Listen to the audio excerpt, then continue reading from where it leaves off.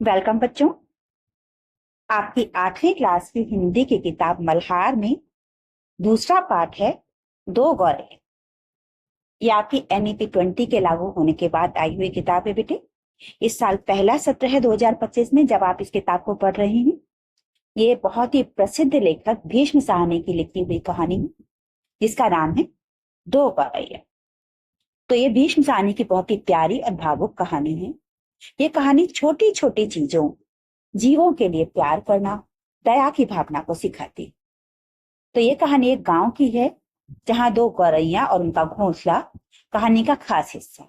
कहानी एक बच्चे और उसकी माँ के जरिए दिखाई गई है जो कि गौरैया के लिए बहुत प्यार रखते हैं, चिंता रखते हैं। गौरैया का घोंसला उनके जीवन का एक और इस कहानी का एक खास केंद्र बन जाता है और ये दिखाता है कि छोटे छोटे जीवों का जीवन भी कितना कीमती होता है। आगे मैं बता दूं कि ये कहानी क्या सिखाती है। पहली बात तो ये कहानी हमें प्रकृति से प्यार करना सिखाती है। ये कहानी हमें बताती है कि हमें प्रकृति से, छोटे जीवों से जैसे कि गौरैया से प्रेम करना चाहिए, उनकी देखभाल करनी चाहिए। साथ में ये कहानी हमें दया और भावनाओं से भरने की कोशिश करती है क्योंकि बच्चे का गौरैया के लिए प्यार दिखाता है कि हमें दूसरों के लिए दयालु होना चाहिए। साथ ही ये कहानी एक सामाजिक संदेश भी देती है कि समाज में कई बार छोटी चीजों को नजरअंदाज कर दिया जाता है जो कि गलत। तो भीष्म साहनी ने बहुत ही आसान और दिल को छू लेने वाली भाषा में एक कहानी लिखी है। गांव का माहौल और इस कहानी के पात्रों की भावनाएं जो है वो पाठकों को बहुत पसंद आती हैं। तो ये दो गौरैया जो कहानी है ये एक ऐसी कहानी है जो हमें छोटी चीजों की भी कदर करना सिखाती है और ये बच्चों और बड़ों दोनों के लिए ही बहुत ही सुंदर और प्रेरणादायक कहानी है। हम लोग बहुत किस्मत वाले हैं बेटे के इसे हमें सिलेबस में पढ़ने के लिए मिल रहा है। तो चलिए शुरू करते हैं कहानी दो गौरैया। कहानी मैं शैली में लिखी गई है बेटे। तो शुरुआत में कहा गया है घर में हम तीन ही व्यक्ति रहते हैं, यानी कि हम घर में तीन लोग हैं। कौन कौन? माँ, पिताजी और मैं। यानी कि लेखक कहते हैं कि घर में हम तीन ही लोग रहते हैं, माँ, पिताजी और मैं। पर पिताजी कहते हैं कि ये घर सराय बना हुआ है। सराय मीन्स से धर्मशाला या जहां पर लोग आकर के ठहरते रहते हैं। और हम तो जैसे यहाँ मेहमान हैं, घर के मालिक तो कोई दूसरे की। मतलब पिताजी का ताना है ये कि ये घर तो सराय बना हुआ है, धर्मशाला बना हुआ है और हम लोग तो जैसे यहाँ पर मेहमान हैं, घर के मालिक तो कोई दूसरे। आंगन में आम का पेड़ है, तरह तरह के पक्षी उस पर डेरा डाले रहे। तब बहुत सारे पक्षी हैं जो आम के पेड़ पर रहते हैं। जो भी पक्षी पहाड़ियों घाटियों पर से उड़ता हुआ दिल्ली पहुंचता है, पिताजी कहते हैं वही सीधा हमारे घर पहुंच जाता है, जैसे हमारे घर का पता लिखवा करता है। यानी कि जो भी पक्षी दिल्ली में घुसता है वो सीधा लेकर के घर में आ जाता है, जैसे कि वो यहीं का एड्रेस दिखा करके लाया हो, मुझे वहीं पहुंचना। यहाँ कभी तोते पहुंच जाते हैं तो कभी कौवे और कभी तरह तरह की गौरैया। तो बेटे बहुत आसान भाषा है, कुछ समझाने वाले शब्द है नहीं यहाँ पर। वो शोर मचता है कि कानों के पर्दे फट जाएं। मतलब ये सारे के सारे पक्षी मिलकर के बहुत शोर मचाते हैं, पर लोग कहते हैं कि पक्षी गा रहे हैं। तब लोगों को लगता है कि ये पक्षी गा रहे हैं, जबकि हमें लगता है कि ये शोर कर रहे होते हैं। घर के अंदर भी यही हाल है। बीसियों तो चूहे बसते हैं, तो उनके घर में बहुत सारे चूहे हैं। रात भर एक कमरे से दूसरे कमरे में भागते फिरते, सारी रात उनके घर में चूहे दौड़ते रहते हैं। वो धमा चौकड़ी मस्ती है कि हम लोग ठीक तरह से सो भी नहीं पाते। मतलब घर में इतने चूहे हैं कि वो लोग ठीक से सो भी नहीं पाते हैं। बर्तन गिरते हैं, डिब्बे खुलते हैं, प्याले टूटते हैं। चूहों की दौड़ भाग से बर्तन गिर जाते हैं, डिब्बे खुल जाते हैं और प्याले टूट जाते हैं। एक चूहा अंगीठी के पीछे बैठना पसंद करता है। अंगीठी बोलते थे बेटा, जैसे आजकल आप लोग गैस चूल्हे पर खाना पकाते हैं। जब हम लोग छोटे थे, मैंने अपने बचपन में देखा है, तब भी बहुत पॉपुलर नहीं था, लेकिन अंगीठी हुआ करती थी जिसके ऊपर खाना बना करता था। यहाँ फोटो में आप लोग बेटा अंगीठी देख सकते हैं। इस तरह की अंगीठी हुआ करती थी जिस पर खाना बनाया जाता था। कोई पुरानी बाल्टी लेकर के उसको बीच में से काट लिया जाता था, वहां से उसमें लकड़ी कोयला डाला जाता था, ऊपर कोयले रखे जाते थे और उस पर खाना पका करता था। तो इसे अंगीठी कहा करते थे। तो चूहा अंगीठी के पास क्यों बैठता है उसका कारण भी भीष्म साहनी बता रहे हैं। शायद बूढ़ा है, उसे सर्दी बहुत लगती है, यानी कि वो अंदाजा लगा रहे हैं कि चूहा जो है वो अंगीठी के पास ज्यादा इसलिए बैठता है कि शायद वो चूहा है और उसे ज्यादा ठंड लगती है। उसके बाद कहते हैं एक दूसरा है जिसे बाथरूम की टंकी पर चढ़कर बैठना पसंद है। यानी कि एक चूहा है जो कि अंगीठी के पास बैठता है जहां गर्मी होती है, और दूसरा है जो कि पानी की टंकी के ऊपर चढ़कर बैठता है, उसे शायद गर्मी बहुत लगती है। यानी कि एक चूहे को बहुत ज्यादा गर्मी। तो बिल्ली हमारे घर में रहती तो नहीं, मगर घर उसे भी पसंद है। यानी कि बिल्ली उनके घर में नहीं रहती है, बिल्ली होती तो इतने सारे चूहे नहीं होते, तो घर उसे भी पसंद है और वो कभी कभी झांक जाए। कभी कभी बिल्ली भी उनके घर में आ जाया कर, मतलब कि उनके घर में चिड़िया है, गौरैया है, तोते हैं, कौवे हैं और साथ में चूहे हैं। कभी कभी बिल्ली भी आ जाती है। अब मन आया तो अंदर आकर दूध पी गई, ना मन आया तो बाहर से ही फिर आऊंगी कहकर चली जाती है। तब बिल्ली आती है उनके घर में आकर के, कभी उसकी इच्छा होती है तो वो दूध पीकर चली जाती है, नहीं तो बाहर से ही झांक करके ऐसे चली जाती है कि जैसे कह रही हो कि फिर आ। शाम पड़ते ही दो तीन चमगादड़ कमरों के आर पार फैलाए कसरत करने लगते हैं। जब शाम होती है तो उनके घर में दो तीन चमगादड़ आ जाते हैं और पंख फैलाकर से ऐसे घूम रहे होते हैं कि जैसे वो वहां पर कसरत कर रहे हैं, एक्सरसाइज कर।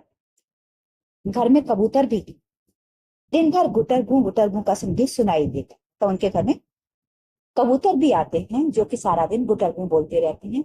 अब आपको पता चल गया होगा बेटे कि क्यों उनके पिता जो है वो कहते थे कि हम तो इस घर में मेहमान हैं, घर के असली मालिक तो कोई और भी। इतने पर ही बस नहीं, घर में छिपकलियां भी हैं और बर्रे भी। बर्रे बोलते हैं बेटा, पीले रंग की मधुमक्खी जैसी जो होती है उनको बर्रैया बर्र बोलते हैं। और चींटियों की तो जैसे फौज ही छावनी डाले। चींटियां तो इतनी है कि जैसे पूरी फौज की फौज यहाँ पर रहती। तो ये सारे के सारे उनके घर में रहते हैं जी। अब एक दिन दो गौरैया सीधी अंदर घुस। एक दिन क्या हुआ, दो गौरैया सीधी उनके घर में घुस आई और बिना पूछे उड़ उड़कर मकान देखने लगी।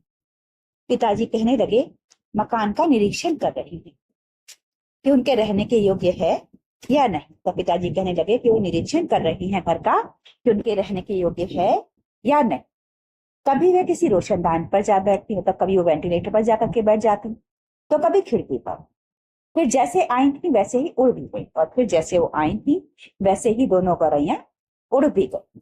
पर 2 दिन बाद हमने क्या देखा कि बैठक की छत में लगे पंखे के गोले में उन्होंने अपना बिछावन बिछा लिया है और सामान भी ले आई हैं और मजे से दोनों बैठी गाना गा रही। 2 दिन के बाद क्या देखा कि बैठक में यानी कि ड्राइंग रूम की छत में उन लोगों ने पंखे के ऊपर जो गोला था उसमें अपनी बिछावन बिछा लिया, मतलब उन्होंने अपना कालीन टाइप बिछा लिया है, कुछ सामान भी लेकर के आई हैं और वहां मजे से बैठ करके दोनों गौरैया गाना गा रहे। जाहिर है उन्हें घर पसंद आ गया था। 2 दिन पहले इंस्पेक्शन करके गई थी, उनको घर पसंद आ गया था, तो अब वो वहां पर रहने के लिए आ गई, अपना सामान लेकर के आ गई। माँ और पिताजी दोनों सोफे पर बैठे उनकी ओर देखे जा रहे। थोड़ी देर बाद माँ सिर हिलाकर बोली अब तो ये नहीं उड़ेंगी। कहती है कि पहले अगर हम इनको उड़ा देते, पहले इन्हें उड़ा देते तो उड़ जाती। तब माँ कहती है कि अगर हम इनको पहले उड़ा देते तो ये उड़ जाती, पर अभी अपना सामान भी लेकर के आ गई है, तो अब इनको अगर हम उड़ाएंगे भी तो ये यहाँ से नहीं उड़ेंगे। अब तो इन्होंने यहाँ घोंसला बना, अब इन्होंने यहाँ घोंसला बना लिया है, तो अगर हम इनको उड़ाना चाहेंगे तो भी ये यहाँ से नहीं उड़ेंगे। इस बार पिताजी को गुस्सा आ गया। वो उठ खड़े हुए और बोले देखता हूँ ये यहाँ कैसे कैसे यहाँ रहे। पिताजी ने जब सुना कि ये यहाँ से नहीं जाएंगी तो पिताजी को गुस्सा आ गया। वो खड़े हुए और बोले देखता हूँ ये कैसे यहाँ रहती है। गौरैया मेरे आगे क्या चीज है, मैं अभी निकाल कर बाहर। पिताजी को ऐसे लगा जब माँ ने कहा कि ये यहीं रहेंगी तो जैसे उनको चुनौती दे दी गई है। उन्होंने कहा अभी मैं इन गौरैया को निकालता हूँ।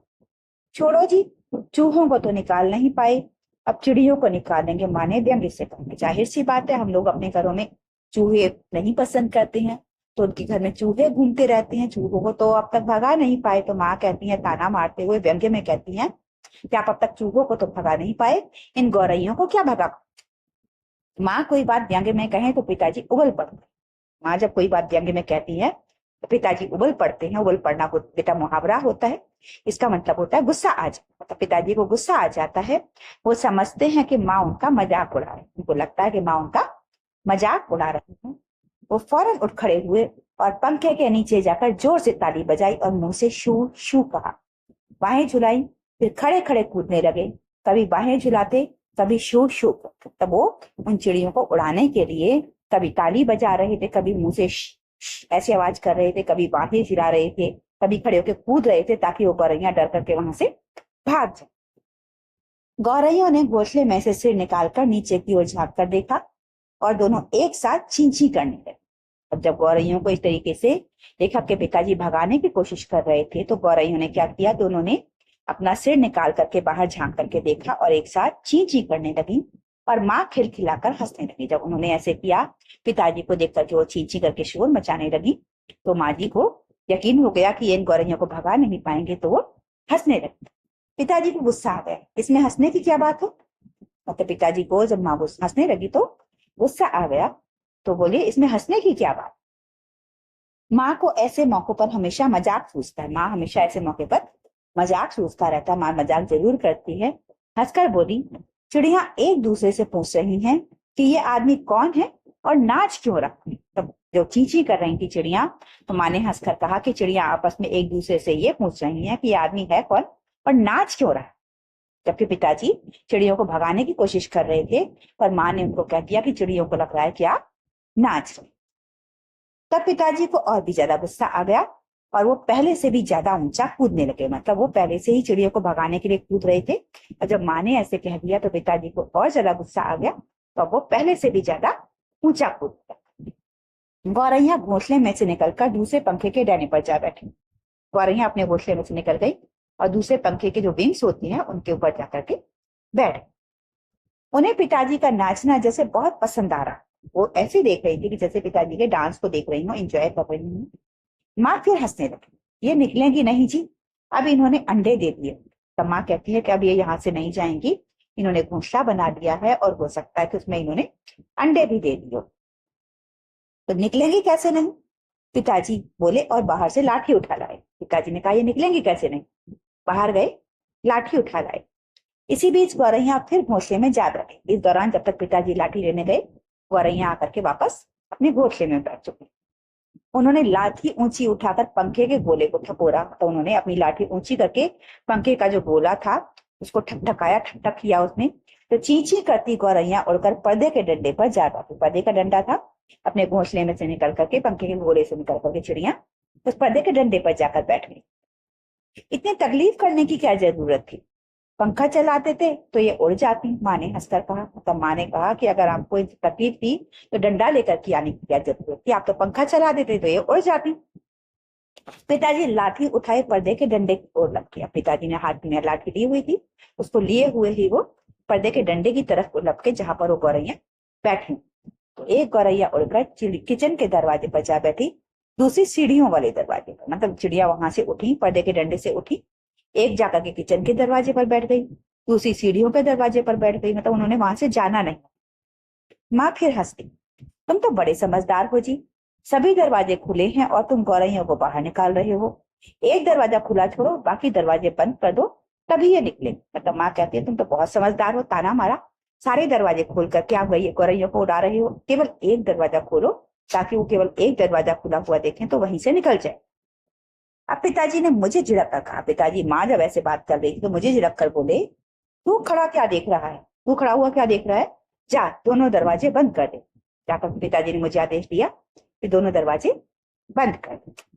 मैंने भागकर दोनों दरवाजे बंद कर दिए, लेकिन किचन वाला दरवाजा खुला रहा। मैंने दो दरवाजे तो बंद कर दिए, लेकिन किचन वाला दरवाजा खुला रहने दिया, क्योंकि हमें ये अंदाजा था कि ये जो गौरैया है ये किचन के दरवाजे से निकल करके चली जाए। पिताजी ने फिर लाठी उठाई और गौरैयों पर हमला बोल दिया। पिताजी ने फिर से लाठी उठाई और हमला बोल दिया, मतलब धावा बोल दिया। उनको मार नहीं रहे थे, केवल डराने के लिए डंडा दिखा रहे। एक बार तो झूलती लाठी माँ के सिर पर लगते लगते बची। एक बार जब वो लाठी घुमा रहे थे, माँ के सिर पर लगते लगते बची। चींची करती चिड़िया एक जगह तो कभी दूसरी जगह जा बैठती। चिड़िया कभी एक जगह बैठती थी तो कभी दूसरी जगह बैठती थी। आखिर दोनों किचन की ओर खुलने वाले दरवाजे में से बाहर निकल गए। अब आखिर में क्योंकि एक ही दरवाजा खुला हुआ था, तो चिड़िया दोनों की दोनों वहां से निकलते हुए बाहर चली। माँ तालियां बजाने लगी। माँ ताली बजाने लगी क्योंकि गौरैया निकल गई थी। पिताजी ने लाठी दीवार के साथ टिकाकर रख दी और छाती फैलाए कुर्सी पर आ बैठे। छाती फैलाए नीचे से गर्व के साथ प्राउडली। पिताजी ने चिड़िया भगा दी थी, इस बात से उन्हें प्राउड फील हुआ तो जब माँ ताली बजाने लगी कि उन्होंने एक अच्छा काम कर दिया, तो पिताजी ने लाठी तो टिका करके रख दी और खुद प्राउडली वहां पर कुर्सी पर आकर के छाती फैला करके बैठ गए। आज दरवाजे बंद रखो, उन्होंने हुक्म किया। पिताजी ने हुक्म दिया, आदेश किया कि आज दरवाजे बंद रखो। एक दिन अंदर नहीं घुस पाएंगी तो घर छोड़ देंगी। जब ये पूरा दिन घर में नहीं घुस पाएंगी तो घर छोड़ देंगी। तभी पंखे के ऊपर से ची ची की आवाज सुनाई दी। तभी पंखे के ऊपर से उन्हें ची ची की आवाज सुनाई दी और माँ खिलखिलाकर हंसती। माँ फिर से सुन करके खिलखिलाकर हंसती। मैंने सिर उठाकर ऊपर की ओर देखा, दोनों गौरैया फिर से अपने घोंसले में मौजूद थी। मतलब उन्होंने गेट बंद भी रखा था, तब भी दोनों गौरैया घर के अंदर आ चुकी। दरवाजे के नीचे से आ गई है, माँ बोली। मतलब दरवाजे बंद थे लेकिन दोनों गौरैया दरवाजे के नीचे से आ गई। मैंने दरवाजे के नीचे देखा, सचमुच दरवाजों के नीचे थोड़ी थोड़ी जगह खाली थी। तब दरवाजों के नीचे इतनी जगह खाली थी कि गौरैया वहां से आ सकती। पिताजी को फिर गुस्सा आ गया।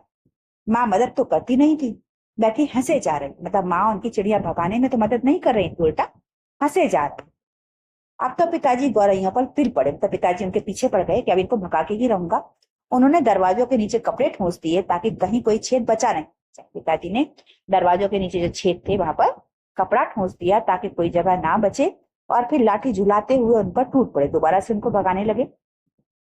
चिड़िया ची ची करती फिर बाहर निकल गई, पर थोड़ी ही देर बाद वे फिर कमरे में मौजूद थी। एक बार को निकल गई लेकिन फिर से वो आ गई।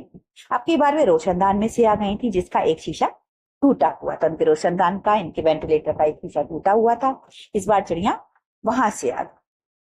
देखो जी, चिड़ियों को मत निकालो, माँ ने अब की बार गंभीरता से कहा। तक माँ मजाक कर रही थी, पर अब माँ ने सीरियसली कहा कि अब इन चिड़ियों को मत निकालो, अब तो इन्होंने अंडे भी दे दिए होंगे, अब ये यहाँ से नहीं जाएगी। माँ ने कहा इन्होंने अब तो अंडे दे दिए होंगे, अब ये चिड़िया अपने अंडों को छोड़कर नहीं जाएंगी, आप इनको यहाँ से मत निकालो। क्या मतलब, मैं कालीन बर्बाद करवा लूं? पिताजी बोले और कुर्सी पर चढ़कर रोशनदान में कपड़ा ठूंस दिया और फिर लाठी झुलाकर एक बार फिर चिड़ियों को खदेड़ दिया। तो पिताजी को लग रहा था कि चिड़िया यहाँ पर रहेंगी तो बीट करेंगी और कालीन बर्बाद हो जाएगा। इसलिए पिताजी उन चिड़ियों को अंदर रहने देने के फेवर में नहीं थे। उन्होंने कुर्सी पर चढ़े, इस बार रोशनदान में भी जो शीशा टूटा हुआ था वहां पर भी कपड़ा ठूंस दिया और फिर से लाठी घुमा करके चिड़ियों को फिर से भगाने लगे। दोनों पिछले आंगन की दीवार पर जा बैठे। अब पीछे का आंगन था, उसकी दीवार पर आकर के दोनों चिड़िया बैठ गई। इतने में रात पड़ गई, यानी कि रात हो गई। हम खाना खाकर ऊपर जाकर सो गए। ऊपर यानी कि छत पर जाकर सो लिए। जाने से पहले मैंने आंगन में झांक कर देखा, चिड़िया वहां पर नहीं। यानी जाने से पहले देखा आंगन में झांक करके, चिड़िया वहां पर नहीं थी।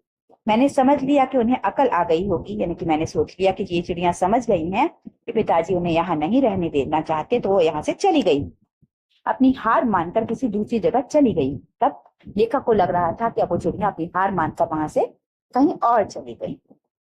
दूसरे दिन इतवार, जब हम लोग नीचे उतर कर आए तो वे फिर से मौजूद थी और मजे से बैठी मल्हार गा रही। मल्हार एक राग होता है बेटे, जो कि आमतौर पर बारिश के मौसम में गाया जाता है, और यही आपकी पुस्तक का नाम है। तो पिताजी ने फिर लाठी उठा ली। उस दिन उन्हें गौरैया को बाहर निकालने में बहुत देर नहीं लगी। इस बार पिताजी को ज्यादा देर नहीं लगी, क्योंकि गौरैया के निकलने के लिए केवल एक ही रास्ता था, बाकी सारे रास्ते पिताजी बंद कर दिए। अब तो रोज यही कुछ होने लगा। दिन में तो वह बाहर निकाल दी जाती, पर रात के वक्त जब हम सो रहे होते तो न जाने किस रास्ते से वह अंदर घुस आती। तब दिन में तो चली जाती, लेकिन रात को पता नहीं कहाँ से वो वापस आ जाया करती थी। पिताजी परेशान हो उठे। आखिर कोई कहाँ तक लाठी झुला सकता है, कब तक भगाते उनको लाठी झुला झुला कर। पिताजी बार बार कहें, मैं हार मानने वाला आदमी नहीं। पिताजी बार बार कहा करते थे कि मैं हार मानने वाला आदमी नहीं हूँ, पर आखिर वो भी तंग आ गए थे। आखिर अब उनकी सहनशीलता चुक गई तो वो कहने लगे कि वो गौरैयों का घोंसला नोच कर निकाल दे। आखिरकार उन्होंने कहा कि वो गौरैयों का घोंसला नोच कर वहां से निकाल कर फेंक देंगे, और वो फौरन ही बाहर से एक स्टूल उठा लो। स्टूल उठा के लाए, गौरैयों का घोंसला निकालना। घोंसला तोड़ना कठिन काम नहीं था, कोई मुश्किल काम नहीं होता है। चिड़ियों का घोंसला तोड़ना बहुत नाजुक सा होता है। उन्होंने पंखे के नीचे फर्श पर स्टूल रखा और लाठी लेकर स्टूल पर चढ़ गए। उन्होंने पंखे के नीचे स्टूल रख दिया और लाठी लेकर के वो स्टूल के ऊपर चढ़ गए। किसी को सचमुच बाहर निकालना हो तो उसका घर तोड़ देना चाहिए, उन्होंने गुस्से से कहा। उन्होंने कहा कि अगर सचमुच हमें किसी को बाहर निकालना है तो उसका घर तोड़ देना चाहिए। गुस्से में वो बोल रहे थे। घोंसले में से अनेक तिनके बाहर की ओर लटक रहे। ठीक है, जो घोंसला बना हुआ था उसमें से काफी तिनके बाहर लटक रहे थे। गौरैयों ने सजावट के लिए मानो झालर टांग रखी। ऐसे लग रहा था कि जैसे गौरैयों ने अपने घर में सजावट के लिए, डेकोरेशन के लिए झालर टांग। पिताजी ने लाठी का सिरा सूखी घास के तिनकों पर जमाया और दाईं ओर खींचा तो 2 तिनके घोंसले में से अलग हो गए और फरफराते हुए नीचे उतरने लगे। जब पिताजी ने सूखी घास के तिनकों पर लाठी लगाई तो उसमें से तिनके निकल गए और नीचे गिरने लग गए। चलो 2 तिनके तो निकल गए, माँ हंसकर बोली, अब बाकी 2000 भी निकल आएंगे। तब बहुत सारे तिनके थे, उसमें से केवल 2 तिनके निकले। तो माँ हंसने लगी कि चलो घोंसले में से 2 तिनके तो निकल आए, अब बाकी के 2000 तिनके भी निकल ही आए। तभी मैंने बाहर आंगन की ओर देखा और मुझे दोनों गौरैया नजर आई। दोनों गौरैया बाहर आंगन में बैठी हुई थी। दोनों चुपचाप दीवार पर बैठी थी। दोनों की दोनों गौरैया चुपचाप दीवार पर बैठी हुई थी। इस बीच दोनों कुछ कुछ दुबला गई थी, कुछ कुछ काली पड़ गई थी। तब इस बीच भाग दौड़ के चक्कर में कुछ तो वो दोनों गौरैया कमजोर हो गई थी और कुछ काली भी पड़ गई थी भाग दौड़ के चक्कर में। अब वे चहक भी नहीं रही, तो खुश भी नहीं थी, क्योंकि उनको बार बार उनके घोंसले में से भगाया जा रहा है। अब पिताजी लाठी का सिरा घास के तिनकों के ऊपर रखकर वहीं रखे रखे घुमाने लगे। अब पिताजी ने लाठी का सिरा ऊपर उनके घोंसले के बीच में रखा और वहीं उनको घुमाने लगे। इससे घोंसले के लंबे लंबे तिनके लाठी के सिरे के साथ लिपटने लगे। जो घोंसले के लंबे लंबे सिरे थे, लाठी घूमने से उसके सारे के सारे सिरे लाठी के साथ लिपटने लग गए। जैसे आप लोग मैगी खाते हैं बेटा, तो अपना कोर घुमाते हैं आप मैगी में, तो उसके साथ साथ मैगी लिपटने लग जाती है। ऐसे ही घोंसले में जब पिताजी लाठी घुमाने लगे तो घोंसले के तिनके उसके साथ लिपटने लगे। वे लिपटते गए, सारे के सारे जो घोंसले के तिनके थे वो लाठी के साथ लिपटते गए और घोंसला लाठी के इर्द गिर्द खींचा चला आने लगा। घोंसला धीरे धीरे लाठी के किनारे किनारे आने लग गया। फिर वो खींच खींच कर लाठी के सिरे के इर्द गिर्द लपेटा जाने लगा और फिर धीरे धीरे लाठी के किनारे किनारे लिपटने लगा। सूखी घास और रुई के फाहे और धागे और थिगलियां लाठी के सिरे पर लिपटने लगी। मतलब जिन चीजों से वो घोंसला बना हुआ था, सूखी घास, रुई के फाहे, धागे, कपड़ों की थिगलियां मतलब कपड़ों के छोटे छोटे टुकड़े। तभी सहसा जोर की आवाज आई, ची ची ची ची। तभी जोर की आवाज आई, ची ची ची ची। पिताजी के हाथ ठिठक गए। तब पिताजी के हाथ रुक गए। ये क्या क्या गौरैया लौट आई हैं? मैंने झट से बाहर की ओर देखा, नहीं, दोनों गौरैया बाहर दीवार पर गुमसुम बैठी। दोनों की गौरैया तो गुमसुम बैठी थी। चींची की आवाज कहीं और से आ रही, ची ची ची ची। फिर आवाज आई, फिर से चींची की आवाज आई। मैंने ऊपर देखा, पंखे के गोले के ऊपर से नन्ही नन्ही गौरैया सिर निकाले नीचे की ओर देख रही थी और चींची किए जा रही। मतलब पंखे के गोले के ऊपर नन्ही नन्ही गौरैया थी, गौरैया के बच्चे थे, जो कि सिर निकाल के नीचे की तरफ देख रही थी और चींची कर रही थी। अभी भी पिताजी के हाथ में लाठी थी और उस पर लिपटा घोंसले का बहुत सा हिस्सा था। पिताजी के हाथ में अभी भी लाठी थी और उसमें घोंसले का काफी हिस्सा लिपट चुका था। नन्ही नन्ही 2 गौरैया, छोटी छोटी 2 गौरैया थी, वे अभी भी झांके जा रही, वो अभी भी झांक रही थी और चींची करके मानो अपना परिचय दे रही थी। हम आ गई हैं, हमारे माँ बाप कहाँ हैं? तब ऐसे लग रहा था कि जैसे वो बोल रही हो, हम आ गए हैं, हमारे माँ बाप कहाँ हैं? मैं अवाक उनकी ओर देखने लगा। मैं हैरान होकर उनकी तरफ देखता था। फिर मैंने देखा पिताजी स्टूल पर से नीचे उतर आए हैं और घोंसले के तिनकों में से लाठी निकालकर उन्होंने लाठी को एक को रख दिया। घोंसले के तिनकों में से लाठी निकाल ली है, लाठी को एक तरफ रख दिया है और चुपचाप कुर्सी पर आकर बैठ गए हैं। पिताजी ने घोंसला नहीं तोड़ना है, कुर्सी पर चुपचाप आकर बैठ गए हैं। इसी बीच माँ कुर्सी पर से उठी और सभी दरवाजे खोल दिए। अब माँ कुर्सी पर से उठी और उन्होंने सारे दरवाजे खोल दिए। नन्ही चिड़िया अभी भी हाँफ हाँफ कर चिल्लाई जा रही थी और अपने माँ बाप को बुला रही थी। छोटी छोटी जो चिड़िया आती हैं, यानी कि चिड़ियों के जो बच्चे थे, वो अभी भी हाँफ हाँफ कर डर के मारे चिल्ला रही थी और अपने माँ बाप को बुला रहे। उनके माँ बाप झट से उठकर अंदर आ गए। माँ बाप जल्दी से उठ के अंदर आ गए और ची ची करते उनसे जा मिले। ची ची करते हुए उनके पास चले गए, उनसे मिल गए और उनकी नन्ही नन्ही चोंचों में चुग्गा डाल, छोटी छोटी चोंच में चुग्गा यानी कि उनके लिए खाना डालने लगे। माँ, पिताजी और मैं उनकी ओर देखते रह गए। तब माँ, पिताजी और मैं उनके परिवार को देखते ही रह गए। कमरे में फिर से शोर होने लगा था। अब फिर से कमरे में शोर हो रहा था, पर अब की बार पिताजी उनकी ओर देख देख कर केवल मुस्कुराते रहे। अब पिताजी को गुस्सा नहीं आ रहा था। उनको लग रहा था कि इन चिड़ियों का हक है कि वो यहाँ पर उनके बच्चे हैं, उनके साथ रहें। तो पिताजी उनके आपसी प्रेम को देख करके केवल मुस्कुराते रहे। पिताजी का गुस्सा अब खत्म हो चुका। तो ये थी कहानी भीष्म साहनी जी की लिखी हुई 2 गौरैया। आपको ये कहानी कैसी लगी बेटे, कमेंट सेक्शन में जरूर बताइएगा। लेखक से परिचय ले लेते हैं हम लोग। भीष्म साहनी हिंदी साहित्य के बहुमुखी प्रतिभा के लेखक। उन्हें बहुत सारी तरह की हिंदी साहित्य में रचनाएं किया करते थे। उन्होंने अपनी कहानियों में देश विभाजन और मानवीय मूल्यों की मार्मिक अभिव्यक्ति की। तो उन्होंने बहुत ही एक तरह से इमोशनली चीजों को एक्सप्रेस किया है। देश का जो हमारे देश का बंटवारा हुआ था उसके बारे में बहुत सी कहानियां लिखी हैं उन्होंने, और साथ ही उन्होंने मार्मिक जो एक इंसानी जो ह्यूमन वैल्यूज होती हैं उनके बारे में बहुत अच्छे से उन्होंने कहानियां लिखी हुई हैं। उनके प्रसिद्ध उपन्यास तमस पर उन्हें साहित्य अकादमी पुरस्कार भी दिया गया था। तमस पर बेटे सीरियल भी बना था, उसको बाद में इकट्ठा करके फिल्म भी बना दी गई थी सीरियल के सारे एपिसोड बना करके, और लेखक को इसके लिए साहित्य अकादमी पुरस्कार भी दिया। तो साहित्य में उनके योगदान के लिए उन्हें भारत सरकार ने पद्म भूषण पुरस्कार भी दिया था, और बच्चों के लिए उन्होंने गुलेल का खेल वगैरह बहुत सी कहानियां लिखी हैं जो कि आज भी बहुत पसंद की जाती। तो ये था आपकी किताब का पाठ दो गौरैया। ये आपकी पुस्तक मल्हार कक्षा 8 की हिंदी की जो पुस्तक है उसका दूसरा पार्ट था बेटे। ये नई पुस्तक आई है आपकी NEP 20 के अकॉर्डिंग। हो सकता है अभी आपको ये ना मिली हो, तो कैसे खरीदनी है, कहाँ से खरीदनी है, उसका वीडियो मैंने आपके लिए बनाया हुआ है, वहां से आप देख सकते हैं।